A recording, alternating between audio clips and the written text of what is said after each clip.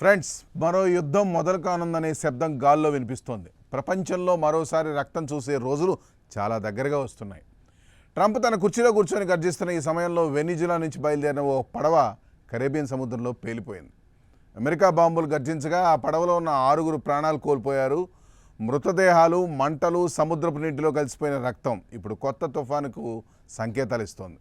ఇది నిజంగా డ్రగ్స్ మాఫియాపై యుద్ధమా లేదా మరో యుద్ధానికి పునాదా అనే అనుమానం అందరినీ కలవరపెడుతోంది. అమెరికా గతంలోనే 4,500 మంది సైనికులు, 7 యుద్ధ నౌకలను వెనిజులా తీరాలకు పంపింది.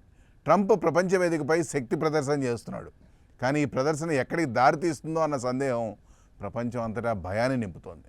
ట్రంప్ అధికారంలోకి వచ్చిన తర్వాత కరేబియన్ సముద్రంలో జరిగిన ఇదో పెద్ద దాడి, ఇది 5వది.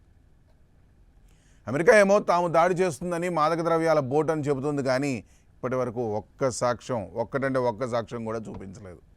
ఇటు పెంటగాన్ అధికారులు కూడా ఏ చట్టం ఆధారంగా ఈ దాడి చేశామో ప్రజలకి చెప్పడానికి తడబడుతున్నారు. నిపుణులు ఇది అంతర్జాతీయ చట్టానికి విరుద్ధమని హెచ్చరిస్తున్నారు. చరిత్రలో 1898లో మైన్ యుద్ధానికి కారణమైనట్టే ఇప్పుడు ఈ పేలుడు కూడా కొత్త యుద్ధానికి మంటలు రగిలిస్తుందేమో అన్న భయం పాకుతోంది.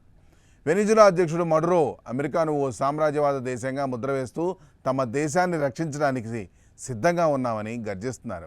అయితే నిజానికి వెనిజులా పెద్దగా డ్రగ్స్ ఉత్పత్తి చేసే దేశం కాదు. అయినా అమెరికా కోపాన్ని చూపించడానికి ఈ కారణాన్ని వాడుకుంటోందని నిపుణులు అంటున్నారు.